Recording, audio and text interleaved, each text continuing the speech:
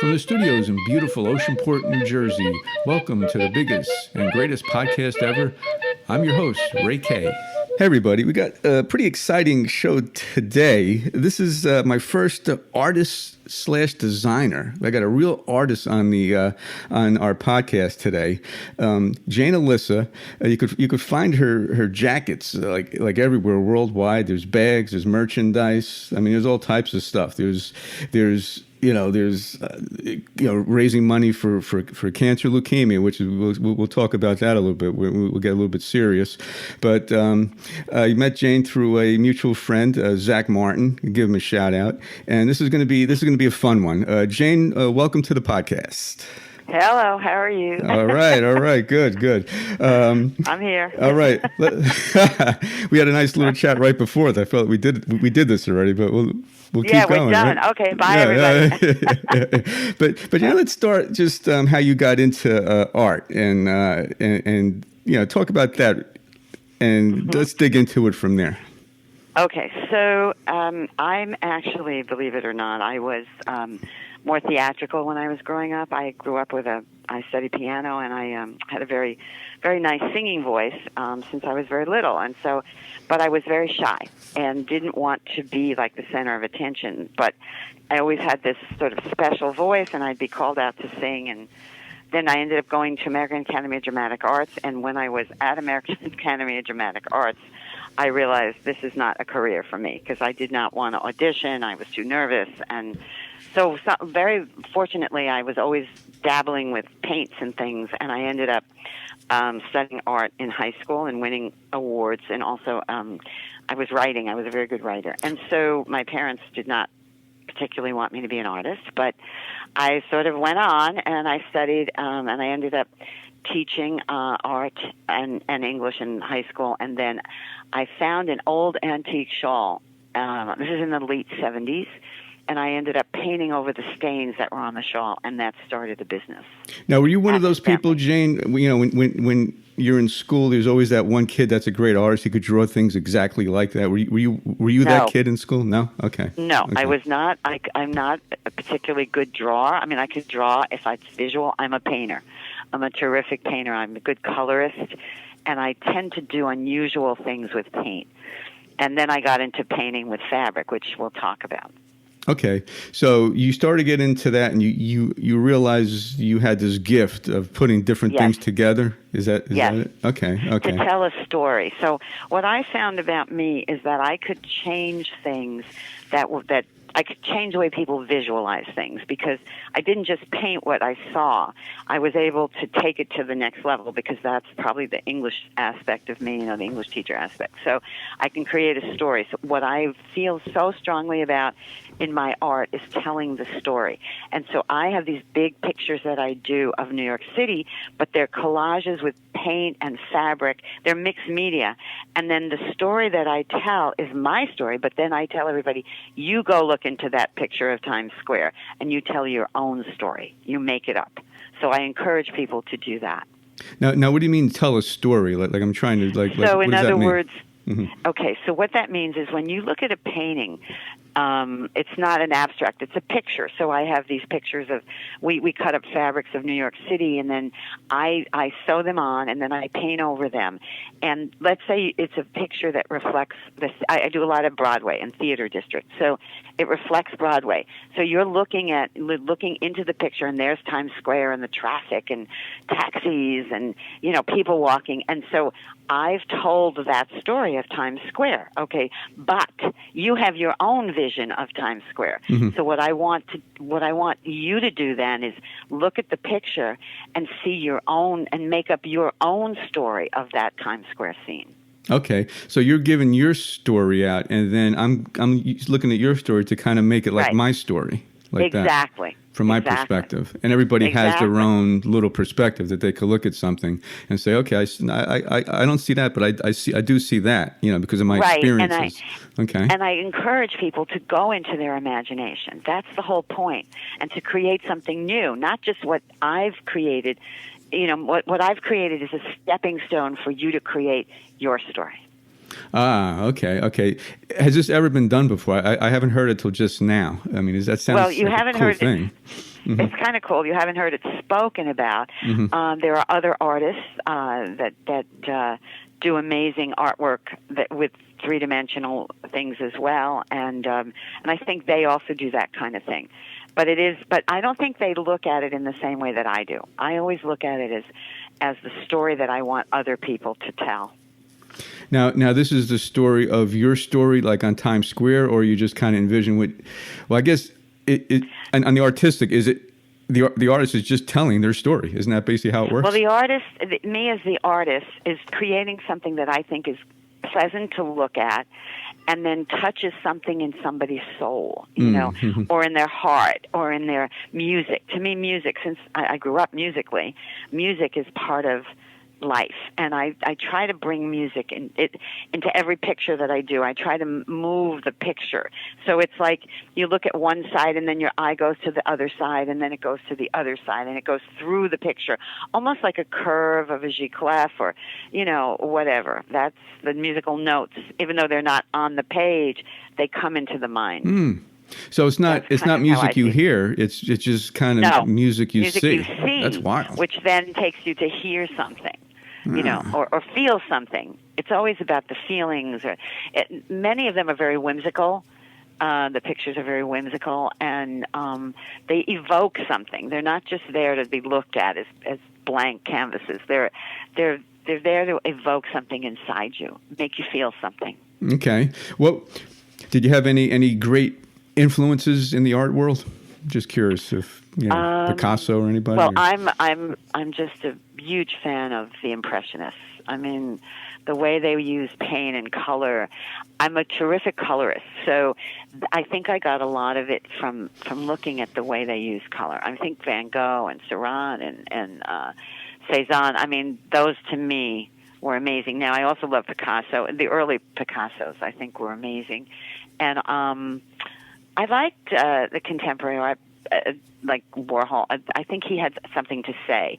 I always feel that art should say something. Shouldn't just exist on the wall, which a lot of art nowadays does.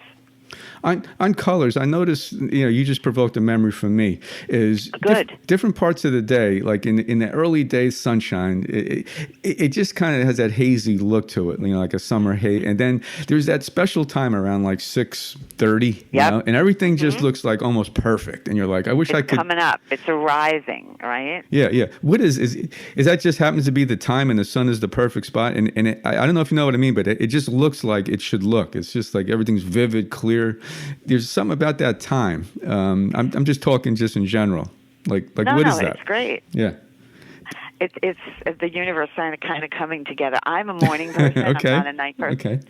And I love the sunrise and waking up to that sort of just a time when not too many people are around. You just kind of look outside and it's really clear. I understand what you're saying. And sometimes late at night, because I have an apartment in Manhattan that overlooks, kind of has all the city lights coming up. So people, when they come, sometimes they look and they go, wow. And that inspires me too. The nightfall with all the lights coming on.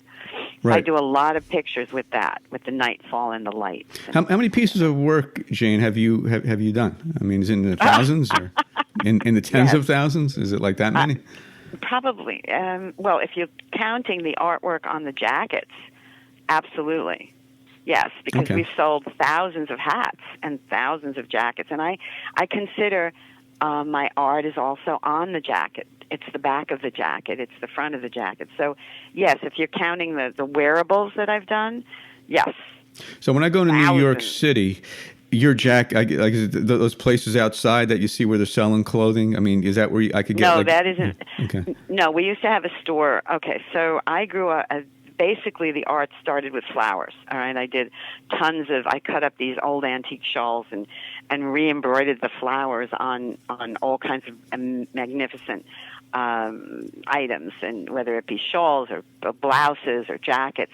That's how we started. But then I ended up, because I was doing some charity work, I ended up meeting the head of the Marriott Marquis Hotel when it first opened.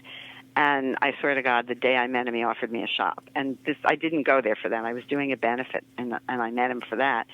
And a year later, I had a shop in the Marriott, and one of the things I learned was that these were people coming to New York City to buy, items to take home. And so I quickly went from all these flowery things to creating New York things. And that has been something, we had the store for like 20-something years, and that has been pretty much taken over my life. Even though we still do the flowers, we include it, but we do a ton of New York and USA type things. Okay. Jane, in this section, I want to switch a little bit and Sure. talk about your I guess raising money for cancer, leukemia research, etc. Tell us about what I saw the story about your mom. Tell us how you got into that and all that. So my mother was diagnosed with leukemia in the late 80s, and I ended up at the Marriott in 1990. I met Tom Reese in 1989 to do a benefit there. I started doing benefits because I wanted to raise money, and I didn't have a lot of money to give. But I did have some celebrity clients, and at that time I was doing all those beautiful clothes and things. And so we put on this real small fashion show for the Leukemia Lymphoma Society, who I found, believe it or not, on television. They had advertised about something, and I just called them. And so we ended up doing this very small show, and that took me on a journey of 20-something years to do benefits, which grew from a small fashion show to a Broadway extravaganza. We call it the Jane Elissa extravaganza, and we've honored many Broadway stars. We honored Linda Eder and Robert Cuccioli and Douglas Sills. Recently, Blaine Alden Krause, Mauricio Martinez, who was the star of On Your Feet, Robert Fairchild, who was the star of American in Paris, etc. So we do that. We do it once a year. And I wrote a book about the journey that I took when I first started doing this, because I believe I got way more back than I gave. I mean, obviously that's arguable, but I ended up meeting every celebrity you can think of. The ex-president's kids have my hats. I got a medal from him. I mean, it was an amazing journey, and I wrote about this in the book. And the book is called Diary of a Lollipop in a Peanut Factory. And if you buy it through me, through Jane at JaneElissa.com, I give the money back to leukemia and cancer research. I sign it, mail it to you, and give it the money back. Can I get that on Kindle? I have a Kindle. Can I get that tonight? I mean, is it on there? The whole point of it is to buy it through me that I can give the money back. I got you. Yeah, you can probably read it, but then I'm not able to give anything back. I got you. So I tell everybody that I'll get it for you, I'll mail it to you, or I'll bring it to you, or whatever, and sign it, and then that way you read it. It's a book. There's lots of pictures in the book of celebrities. It's filled with celebrity stories. It's kind of funny. Who are some of the celebrities? Oh my goodness. Mark Harmon from NCIS is in there. Michael Weatherly from Bull. David Hasselhoff, who was an amazing, amazing person in my life at that time. He was the guy on Baywatch, right? He was Baywatch. I took him to visit sick kids in the hospital, and he came. He was amazing. He wanted to do this. So I have a picture with David, and let's see who else. There's tons. Jockeys. John Velasquez from he won the Triple Crown, right? I think is that that's him? Right. Okay. That's right. I'm a huge sports fan. So Johnny V and Andy Robustelli is in there from the old Giants. He became a client of mine. And I recently met Tiki Barber. Actually, he's not in the book, but he was in Kinky Boots, and I went to see it, and I ended up meeting him. He signed one of my books, so that was cool. Yeah. But the book is just it goes up, and then it goes down. You learn about your rising in life, and then you have tragedies, and so you fall. And I don't want to give it away, but I'm on the road back, but it was a rough ride. So it's like a life journey that everyone can relate to, because everyone has the ups and downs. Yes, they can certainly relate to it, and it's a tough. It's great, but then and you see things that happen to me that are just hard to believe. Okay. Well, I know we got to read the book. Can you tell us one of these things? I mean, you're piquing our interest a little bit. Just you're well, teasing there was us a lot of loss. In 2 years, I lost almost everything in my life. Okay. And I don't want to give you I don't want to tell you because it's kind of a climax in the book. I got you. Okay. But you'll see. Okay. You'll okay. see. And now I'm just coming back, rebuilding. Rebuilding is not always easy. It takes a lot. Right. It takes time and heart and time. all that. Yeah. Okay. Yeah. Okay. The leukemia. Yes. It's always been a little bit of a mystery, that particular cancer, because when you're a kid, you always think, the kid has leukemia, and it's just this mysterious, dangerous, almost like terrible hearing type of thing. There's various types of leukemia, and is it curable? Like what is leukemia? Okay, so it's a blood cancer. Okay. It's a cancer of the blood. But there's many forms. There's leukemia, lymphoma. There's non-Hodgkin's, Hodgkin's. It's kind of complicated. I was lucky enough to be on the board. They chose me to be on the board for a couple of years. So I did learn a lot. That was when we were raising a lot of money. And recently, just to let you know, we just gave $60,000 to a project at Cornell Weill Hospital. And we met the researcher. We met one of the researchers, Leandro, and he was so nice. He took us, I brought a couple of people up to the lab, and he just took us all around. He's really sweet. But he explained to me about lymphoma. So one of the reasons that we chose him was because they are doing research on lymphoma in dogs. And they're not infecting dogs. We had to make sure that they are actually taking dogs who have lymphoma. And so dogs get these, or animals get leukemia, and they go to these diseases lymphoma. too. Okay. Mm-hmm. Mm-hmm. And so they are working on a cure for the dogs. And that cure now, because the dogs are getting cured, that cure is translating into trying to cure adult lymphoma. So it was very exciting to go up to the lab. I mean, he showed us under the microscope. You can't even see, the disease. I mean, it's the cell. It's so small. But we learned a lot, and he's one of we've actually sponsored 6 researchers, and he's our 6th.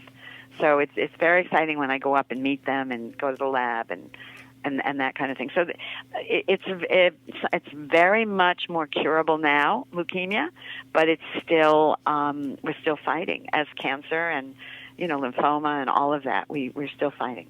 Well, it's I don't know. It's like climbing Mount Everest. You needed those first 10,000 guys to fail, and then they lead the path up to it, and it's like I don't know, it's a process or, trial and error. And then I believe eventually we're going to get there. I mean, it does get frustrating because you start to wonder. When I was a kid, I was hoping, by the time I get an adult, this stuff will be cured.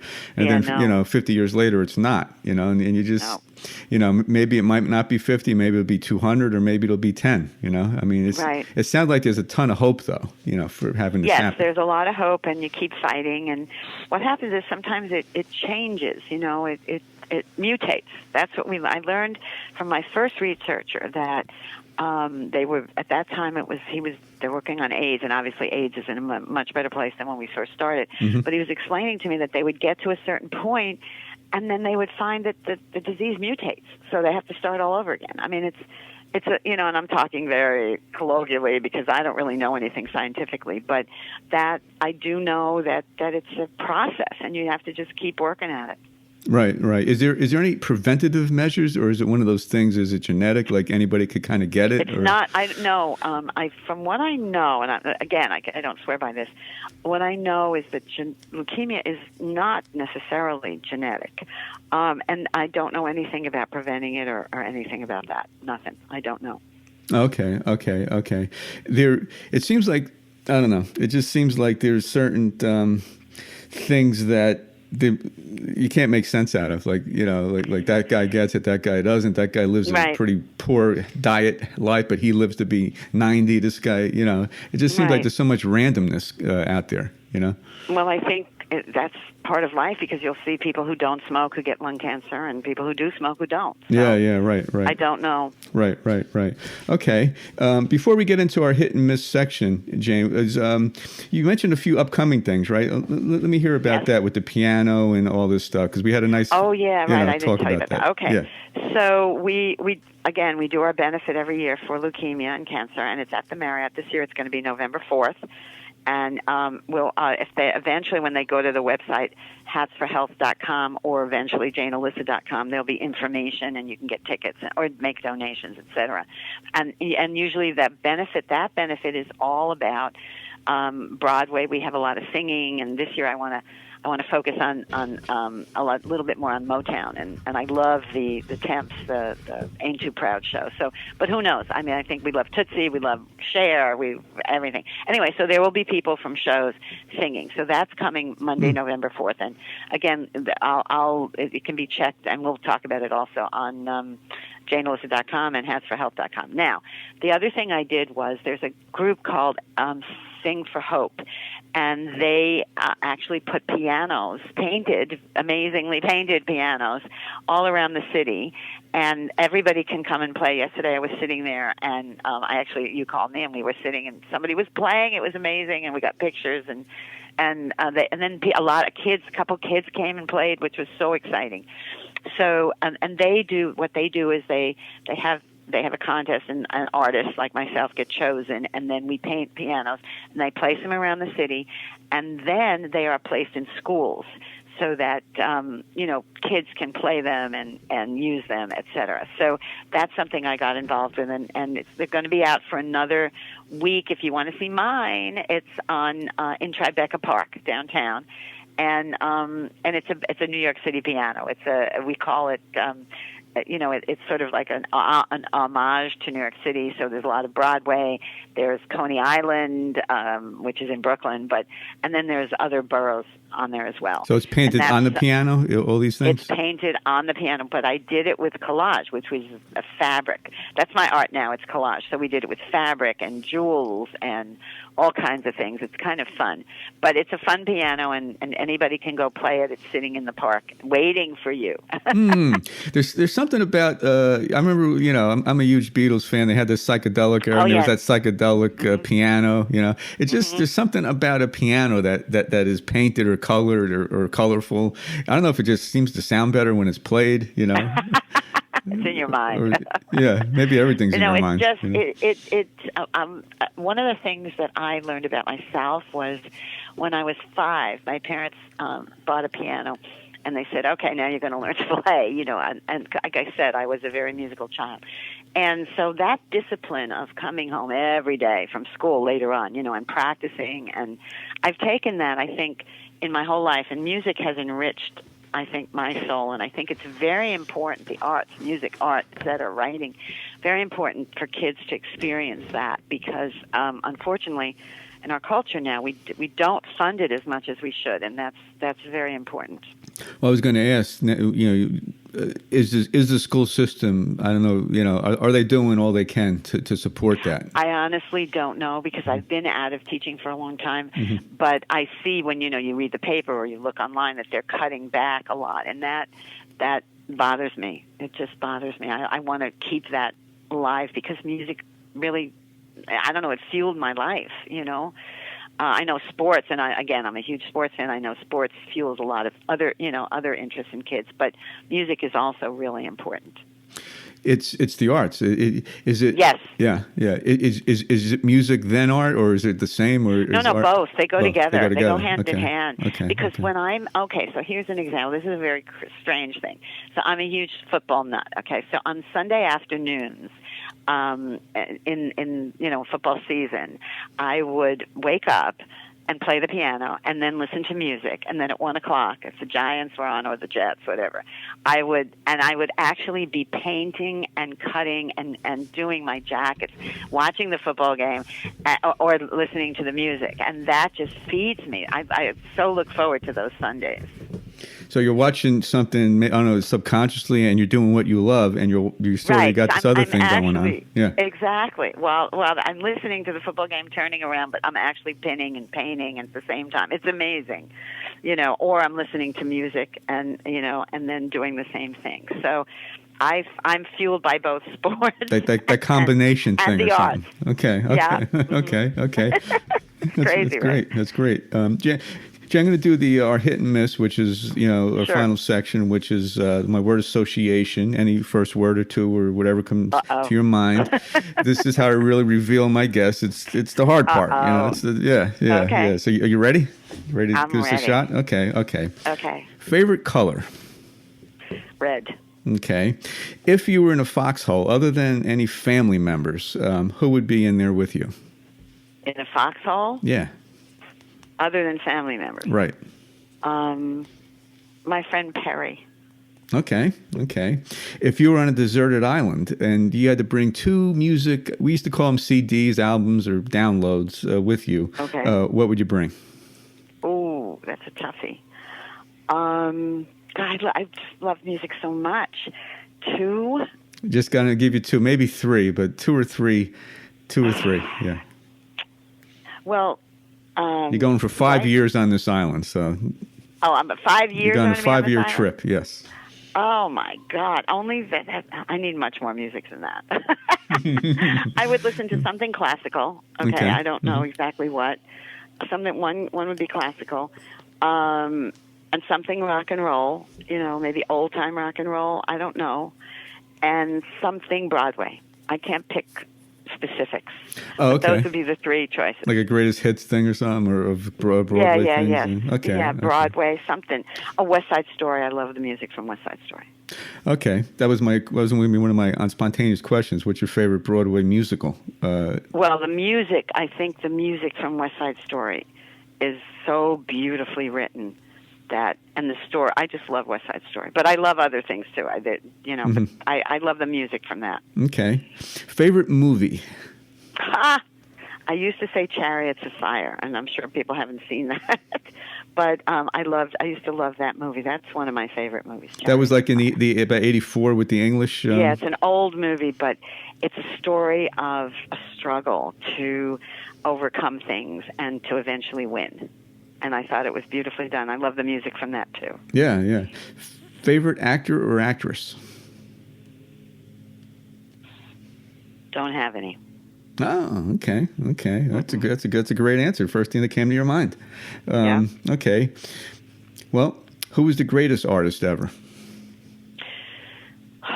That's a very tough question. Again, for me, it's the Impressionist period. I think Van Gogh was the most troubled and the most and fought the most to get himself out. You know what I mean? To get his art out because he had so much in his head.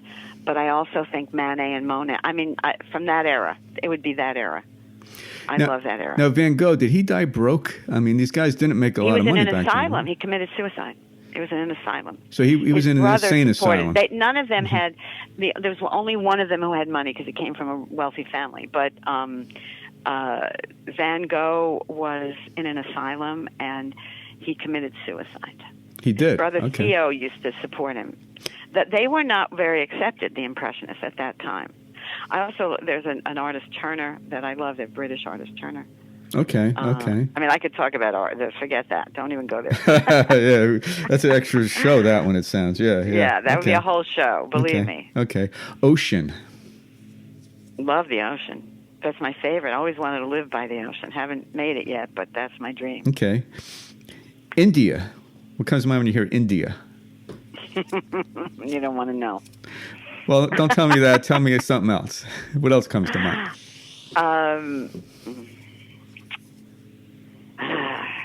I'm in the fashion business, and India has come into play now. So I have very mixed feelings about India. Okay. They produce beautiful garments. Okay. What's your favorite sport? Tough. I mean, I love watching football. I like baseball. I like basketball. I like them all. Okay. Who's your favorite athlete growing up? You have any guys you idolize, or like Willis Reed or anybody, or Well, Willis is great. No, I just liked watching the sport in general. I didn't necessarily focus on the individual. Okay. But I do have a story. I did meet Babe Ruth's granddaughter. Oh. So she actually emailed me, and I didn't know it was real. She had seen my stuff in the Marriott and emails me, and I'm sitting with my friend Perry, and I said, "Who is?" I said, "This is not real." Babe Ruth's granddaughter. I said, "Who is this woman?" Turned out it was true, and I did meet her, and she's lovely, absolutely lovely. Did she look like Babe? The Babe? Somewhat, yes. Okay. His daughter just died recently, about age 100, I believe, right? Was that her daughter? No, I don't think it was her. I think it was I don't remember the story exactly, but I don't think so. No. Did she meet her grandfather Babe Ruth? Oh, absolutely. Yes, I have pictures. Did she give any interesting stories about it, or? Oh, wait a minute. Did she meet him? I'm not sure. Oh, okay. I don't want to say something that I'm not sure. I don't remember. This is a while ago that I knew her, but I do know that she's very, very passionate about him. Okay. One more thing on sports I'm going to ask, and sports is I'm a huge sports fan also. Okay. Is there one sport that encapsulates? What's the word I'm looking for? What's that word? Okay, move that word. Captures life. Is there one Captures sport life that itself, really is about life? Yeah, baseball, football, basketball, soccer. I mean, hockey. Any sport that is like, or which one of those is more like life? I think baseball. Okay, and why is that? Why do you think that? Because it's 9 innings. We go through life, and there's lots of changes in each inning, and it's you hit or miss. I mean, okay, football could be the same, TD, whatever, but it's the length of baseball games. I know that they talk about it; it's long and it's boring sometimes. But it isn't to me, because I find it fascinating. Can they hit? Can they miss? The strike, the pitcher, does he know the batter? There's just a lot going on to me, anyway. But football too. So. Okay. What advice would you give to a budding artist or anybody? One piece of advice. Okay. What I would say is I was not a business person when I started the business, and I still have trouble with that. And my advice would be take business classes so that you know what you're doing, because it's very hard for an artist to price their work, to be the salesperson. It's to figure out what's good in the market, not easy. And I think I had no business experience, and I made a lot of mistakes. I could teach a business class now, but not then. The mistakes that I still make, because I'm just not that good at business. You always hear of artists, they seem to, maybe everybody gets ripped off at one point in their life. You always hear the artist gets taken by their agent or even the sports guy. And I don't know, because they're so focused on what they're doing and they just trust. So they give all their money to that guy and then they take it all. I know Billy Joel had issues with that. Is that, I don't know, does that pertain to artists more than anything else? Or? I don't know. I think, I don't know if it pertains more to, artists are very focused on what they're doing, but anybody who's has a job is should be focused on what they're doing. So I don't know. I just don't know. But I do know that it's very hard to run a business and be an artist at the same time. You need somebody to advise you. And I had it for a while. I don't have it now, and I wish I did. But it's hard, because as an artist, you have to evaluate how much time did you put in to make this project, and are you going to get paid for that time? Oftentimes, no. It could take a year to paint something. It could take months to make a jacket. Not months. It could take, a week. Am I going to get paid when I try to sell a denim jacket, for a week's worth of time? Probably not. Definitely not. Right. Okay. So that's, I can make 3 jackets in a week. I mean, it doesn't pay my rent, Yeah. All right, a couple more we got, Jane. Yes. Beatles or Rolling Stones? You like music? I love music. Tough question. Growing up, it was the Stones, and I think now I like the Beatles. Oh, why the change, do you think? I don't know. Mm-hmm. I don't know. I mean, I love this. I love them both. It's hard. Okay. That's a tough question. Can't answer that. Well, I got to naturally ask this. What's your couple's favorite Beatles songs? I'm sorry, what? What are your 1 or 2 favorite Beatles songs? I tell you, this is tough. This is tough. Yes, this is tough. Okay. Let It Be. We just sang Let It Be with the piano. Okay. Yesterday. I love Yesterday. Okay. Favorite president ever? Who's your favorite president? Abraham Lincoln. Okay. I loved Abraham Lincoln. Okay. If you had to meet one person in the art world or any world, who would that be? You could meet them tomorrow. Please. Tomorrow, I'm going to let you meet this person. Yeah. Really? Anyone alive or dead. You can meet Jane. You can meet them tomorrow. Really? Mm-hmm. Oh my God! I need hours to think about that, to answer that. Well, I'm going to That's give you a about really- 28 more seconds, and then if you don't That's too answer, you hard. can't meet them. I can't answer it. One person, there's so many people I would have wanted to have met, so I can't answer that. Okay, that's fair. It's that many. Okay. Yeah, there is. Okay. There are rather. Who was the most famous person you ever met? The most famous person I met the ex-president George W. Bush. Is he considered the most famous? Yeah, I don't know. He was pretty famous. Yeah. How was he? He was wonderful. I know people. I'm not talking politics here. Right. But he was the nicest person. Mm-hmm. He gave a lecture. He was very smart. Not at all what he appeared to be in the media. Oh, okay. Yeah. Okay. How tall was he? He doesn't seem too tall. I don't remember. It's a while back. Okay. He's not that tall. Maybe 5'10". Okay. And my final hit and miss question, Jane. I'm scared. Okay. I mean, you're doing good here. This is you're getting through Really? this good. All right. If you had one wish tomorrow in the whole world, I'm going to grant you a wish. What would your wish be? Well, to make everybody healthy and to take away poverty. To have everybody have homes and have a good life and be healthy. Wow. That's what I would want. Yeah. That would be sort of the way it should be, I guess. Take away poverty, right? and all these people that make billions of dollars and buy 50 cars, and give that money to people who need it. I see people. I get on the train. You see people on the street. It's not fair, and it can happen to any one of us at any time. Right. That's what I'd like to see. People happy, healthy, and not to have to worry about money. Does it mind boggles me a little bit, someone that's worth like 50 or 80 billion. I know they give a lot away that they don't, like why do you need that much? They don't need it. Right. Yeah, you don't need it. I mean, how many houses can you have? How many cars? How many purses? How many, whatever, it's just, I don't know. I don't understand that. I would probably end up giving it all away and just keeping what I needed, so that I could do. I think people should volunteer. They should help people. That's what we're here for. Is that what the artist really is? Like the ultimate artist should just care about their art and not how much money you make on it, and just focus on that. Is that, you always hear that kind of thing? Really? Well, I've heard it once. I've heard it once.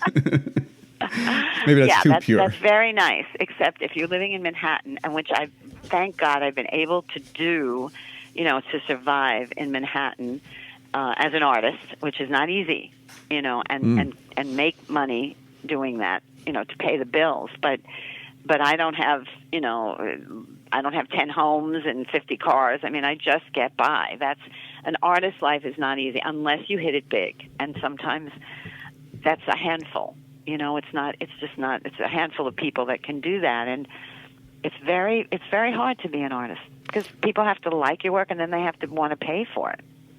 Is that always something that you wanted, to hit it big? I mean, is that something that I guess it wouldn't be bad, when you sell one of your things? That wouldn't be a bad thing. No, but I would. Well, if I would like to hit it big so I could give back. Mm-hmm. That's the way I look at things. If I hit it big, boy, what I would be able to do, financially to help people. That would be that's my goal. Wow. And ease also my burden of having to worry every month about paying the rent. That would be nice. But also, if I hit it big, look at the good that I could do. That's how I think about things. Wow. That's, well, I mean, you sound like since you were a kid, you were one of those good type of people, right? I could tell, Yeah. I was just always aware of what's going on for other people. My mother kind of instilled that in me. I don't want to tell you because it's in the book. Okay. I want people to read the book, but there were things that I did as a kid that she taught me that I never realized became a huge part of me, of who I became. My mother also sang. She was very theatrical and loved the spotlight, quite the opposite of me. But she was really an amazing human being. So you inherited the singing talents, I guess, from Yes, your mother. from her. Okay. And my father was very musical. He liked music also, and he was an actor. He wanted to be an actor Oh, instead of wow. being a lawyer. Uh-huh. But Well, that's being an actor, right? A little bit. Yes, yes, yes. He was a funny guy for a while, and then suddenly the laughter stopped. So life is funny, but I think it's very important, and this is why I wrote the book. And I've written another book. I'm not going to tell you about it yet. We'll do another podcast about that kind of thing as well. But about, I wrote the book because I want people to volunteer and to see. I had no idea that the things. I never would have had the shop. I never would have met Tom Reese. I never would have, I met almost every celebrity you can think of, and been different places that I never expected to be because of my volunteering. Mm-hmm. Right. So right. That's what I urge people to do, and that's what the book's about. And Jane, how do people buy the book? I mean, what do they do? How do I buy the book? Okay. Yeah. The best way I tell everybody now is to email me, Jane@JaneElissa.com. Tell me that you'd like to buy the book, and we can take a credit card. You can mail a check, or I think I have a PayPal. Who the heck knows? But anyway, okay. And then I will. You can charge the book, and then I will mail it to you signed, and that way I give a percentage to leukemia and cancer research. Okay, so it is out there in other ways. Jane Elissa. So it's JANE at JaneElissa.com. Okay, great. I'm going to do that. And then later on. You can do that, and then I can definitely send everybody a book. I don't mind doing that, and get it to people, and then that way I know that whatever is left over, from the cost of the book, I then give away. Okay. We've given away a lot. Okay. So. And how does anyone see your art, Jane? Just go on. Okay, so we are. There is. I found out at Jane Elissa NYC Instagram, which I found out exists. But there's also, we are building the site, JaneElissa.com. But Hats for Health, I think, is where the store is. Hats, HATSFORHEALTH.com, and we are working on that. There's also, we started an Etsy site, which isn't under Jane Elissa, but it's not finished yet, and also Amazon has asked us, so we may end up being on Amazon. But people can email me, and I will give everyone information. Okay. And I'm on Facebook, Jane Elissa. They can friend me, JaneElissa on Facebook. Okay. I'm learning all these things. I'm not very computer literate, and I find, for me, being on the computer takes time away from, doing my work. So I need somebody who's really good at that, who would like to be a volunteer to help. Hello, if you're out there, let me know. Do you think life was better before all this internet stuff with all these games the kids are playing? Back, maybe in the 70s or 60s even, or 70s. I'm from the 60s early. Well, I grew up in the 70s. But to me, the word "better" is not necessarily the right word. Right, but right. It was different, and I think it was easier in the sense that you didn't have all these distractions, and I think one of the things is that you were able to stay in your head, mentally, to create. You didn't have all these things to look at all the time to be focused on. And I find sometimes that I'll be walking in the street and I'll see something and it'll catch my eye, and I'll see all these people on the phone. They're not even noticing the greenery or the colors or the beauty of the day sometimes because they're so busy on the phone. So maybe that's what I think we miss. The little things, the little subtle things. Like you noticed the sunrise. You had noticed the sunrise and how beautiful it was in the morning. Do people get up and go right on the computer, or do they go look at their phone? I don't know. Does that take away from the beauty of nature and life itself? Or thinking and creating, imagining. To me, the imagination is key. And sometimes if you're looking at something and being caught up in that, you can't use your imagination as much. Or maybe it stimulates it. I don't know. I don't do it, so I don't know. Does it all come to the imagination? I mean, is the whole thing imagination? And you're thinking? Believe, the whole thing is that? Yes. Mm-hmm. I believe it's what you create in your mind and what you see, and use what you see to create in your mind. Whether it be becoming a doctor, because the idea is that you want to use your brain That to me, and to create things from your brain. I think that's so important. And there are stimuli out there, and maybe the internet. I'm sure the internet has a lot of stimuli as well. So maybe that's a good thing. Right. Wow, Jane, this was a great. I really appreciate you coming out on the short notice. Oh, well, this has been fun. I didn't expect this. So, yeah. I thank Zach. I thank you. And I hope people find it entertaining. Absolutely. At least enjoyable to listen to. But well, I'd like to maybe have you on again. You said you have another book coming out, down the road. Yes, I do. And then, I'd love you to come to the benefit and get involved with that as well. I'll get you more information as it comes, as we get closer, who's coming, who's singing, and the date and time. Do we know about when it is? Yes, it's Monday, November 4th. Oh, November 4th. Okay. Yes, we have time. Okay. I'm just getting into summer. You're getting me into Thanksgiving already here. But, yeah. I'm getting there, right? But you got to mark it down, right? You got to mark it down, and it comes quick. Yes, that's what I'm saying. Tell everybody. And then I'll let everybody know when we have our Christmas items ready and start our sale. And, if they need gifts, come to me because I'll give you really good prices. Okay, and great. we custom make, so that's what I tell everybody. They can give me a jacket, and we can custom make their own design. Not their design, but what they would like to see on the back or on the front of the jacket. I just did somebody's jeans for a pageant out in Orlando, Florida, and I'm looking at them. It's like amazing. It's all about Broadway. And it's charity. So I'll take a picture of that. I'll get that out there too. So you could have your own Jane Elissa personalized art for you. Yes, wow, that's the point. That is cool. Okay, so I'll tell you this, and then I'll let you go. My dentist's son was being bar mitzvah, and he wanted something special, so he asked me if I would do a paint for the bar mitzvah. And what I did was, the kid loved sports, and this is, of course, right up my alley, and he loved all of New York sports. So I took his picture, and I put him in every sport. He was playing for the Giants. He was playing for the Jets. He was playing for the Yankees. And I created this picture, and then the parents were in the background watching. And that picture became his sort of, when they went into the bar mitzvah, everybody saw it, and then they signed a book. So I can do that too. I can put your face, your image, your house, whatever you want on the artwork as well. Wow. Okay. Never even thought about that, being possible. I know. I didn't either. Yeah. He was talking, and the next thing we knew, we had created this. Somebody's getting married. I've done that for weddings. I've done it for, just jacket of Broadway, and people are in the Broadway scene. It's kind of fun. Yeah. Great. Wow. A lot of new stuff here. I never knew about. Yeah. Good. I should interview you though. Hey, yeah. Well, maybe one day. Yeah, that'd be all right. Yeah. Turn the mics around a little, Yeah, we switch it up a bit, right. Great. That was Jane Elissa. Yes. I am Ray Kay, and we'll catch you next time.